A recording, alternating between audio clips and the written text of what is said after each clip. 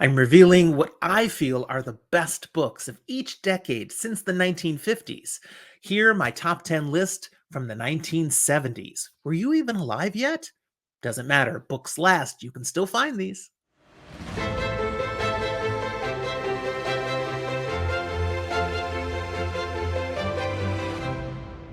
We've made it to the 1970s as I work my way through the decades. This is part three of a series. I've already got a top 10 list of fantasy novels from the 1950s and 1960s that is waiting and available for you. If you missed those, go back and find them on our channel and see what books you may not have read and ought to consider looking at. Things that have been foundational to building up to what we have in modern time.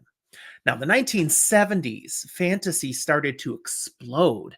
There's a ton of books to pick from here, and it's only going to get more prolific as I move through the decades. So these top 10 lists get tougher and tougher to winnow down. These are books that fit my profile, the ones that as I look at what's the best out there and what is the most inspirational to other authors as they've read and then decided I can write fantasy too, I have to pick. So you may have some different thoughts on the top 10, but I'm going to put what I think from the 70s earns this credit here. For this one, for the 1970s, 9 out of 10 I've read. The other one is on my TBR, not too far down. I'll get to it soon. But from what I've read about it and all that people have told me about this book, like, okay, it had to go on the list. I just had to figure out, based on what I know about it, where would it fit? I'll point that one out when I get to it.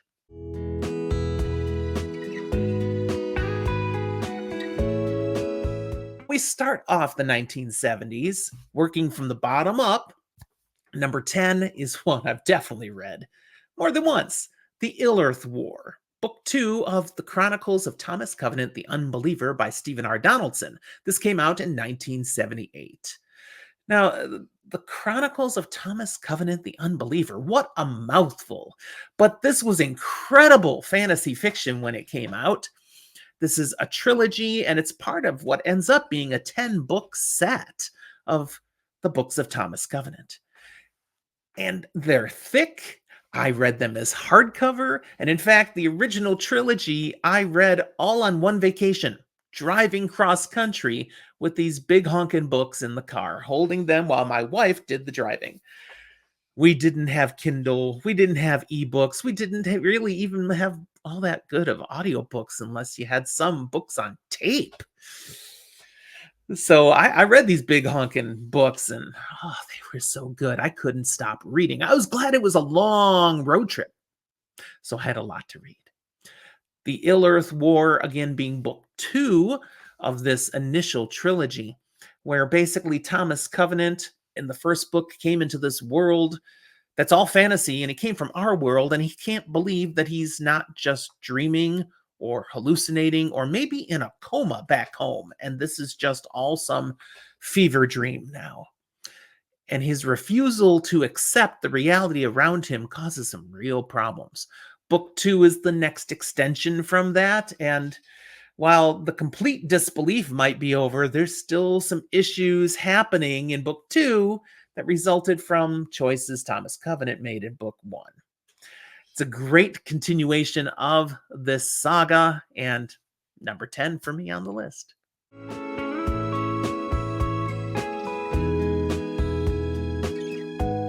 Number 9. Interview with the Vampire by Anne Rice, a 1976 publication. Okay, this is horror, but it doesn't lean heavily into horror. Yeah, it's got vampire, but it's really a fantasy story with some real ties to history. Beautifully written. The prose is mwah.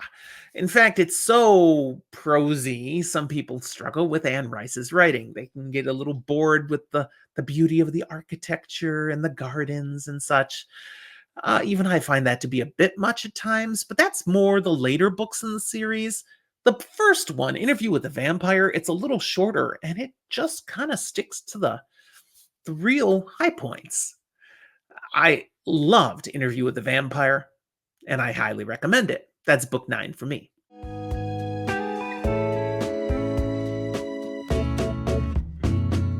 Book 8, The Stand by Stephen King. This is my all-time favorite Stephen King novel. This came out in 1978 as a shorter version than what you can get now, the unabridged version, because when he became more successful and they're throwing as much money at him for whatever he would write, he'd said, I want to do my full Stand version that you wouldn't let me publish before. And they're like, yes, sir, Mr. King, whatever you like. Some people think it's a little bloated now, but nah, I just love The Stand. Pick that one up. It's really like two books. The first book, a pandemic takes out most of the world, and here's some survivors trying to figure out what to do and eventually coming together. And then the second is a little more fantastical, supernatural, because you've got a big war of good versus evil that happens here. Yeah, real evil. The Stand is fantastic. It's a classic. You won't get through it fast. Be ready to take some time, but it's worth it.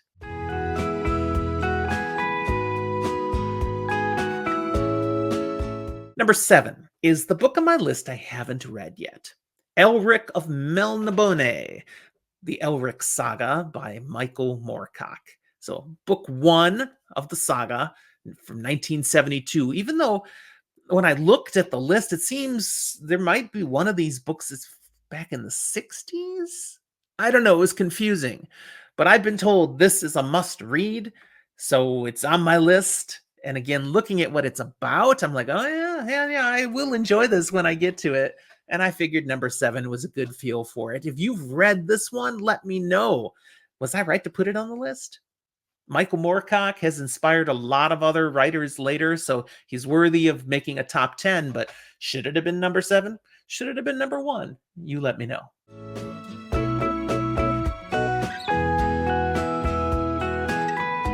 Number 6, The Princess Bride by William Goldman. Came out in 1973.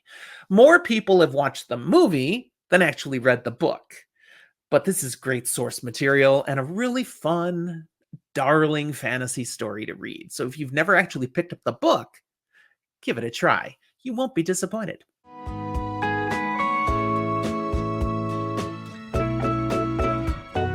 Number 5, The Silmarillion by J.R.R. Tolkien, coming out in 1977. Wait a second, wasn't Tolkien dead by 77? Yes, he was.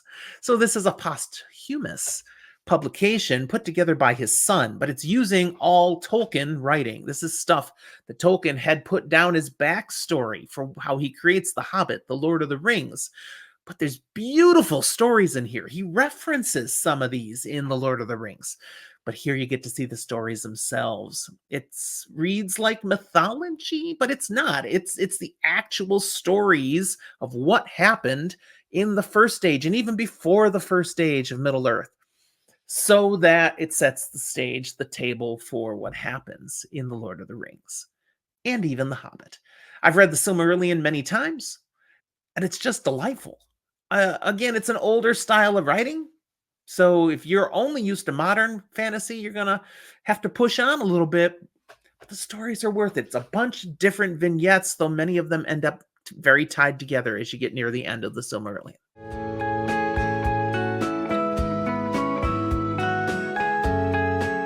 Number 4, much lighter fare, a lot of fun to read, A Spell for Chameleon by Piers Anthony, 1977. This is book 1 of his Xanth series. And he's still writing the Xanth series. Is well over 40 books available now. The Xanth books, they're so comically fun, lighthearted fantasy. They do get a little childish with their humor at times, though this first book doesn't get as bad as they start to get later on. Very pun-based. The world of Xanth is a parallel world to ours, basically. And in Xanth, every person has a magical ability. And every one of those abilities is unique. So it's not like you're a magician, you do a bunch of spells. No, you just have a magical ability. And this first book, well, we've got a person who doesn't have a magical ability. And there's a real oddity here. And how can he find a way? He's got to have something he can do, can't he?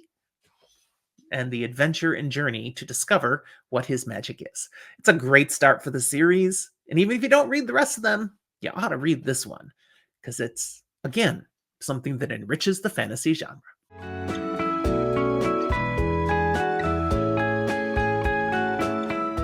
Number 3, Dragon Quest, Book 2 of Anne McCaffrey's The Dragon Riders of Pern. If you watched my previous, the 1960s episode, I told you there'd be more Pern books coming. So Book 1 came out in the 60s, and it's on that list. Book 2, 1971. Here it is again, okay? I'm not listing every Pern book on these decades lists, but book 2 is that good. Dragon Quest just takes the story up another notch, and with a fantastic ending. Dragon Quest is technically science fiction, but the Pern series very much reads as fantasy. And McCaffrey, most of what she wrote was science fiction. And this is set in the backdrop in the same universe as some of her science fiction works. But this just has a clear fantasy feel. Although the prologue makes it pretty clear. Sci-fi. It's just easy to forget about that when you're in the midst of the story.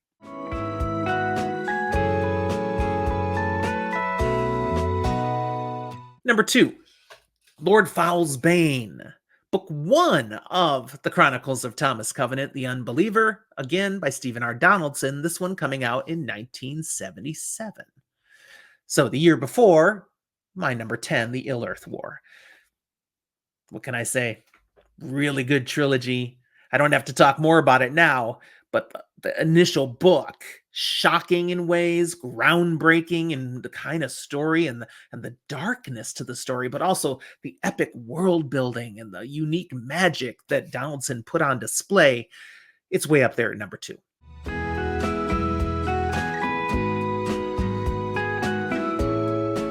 There's an argument to be made that it's better than what I have for my number 1.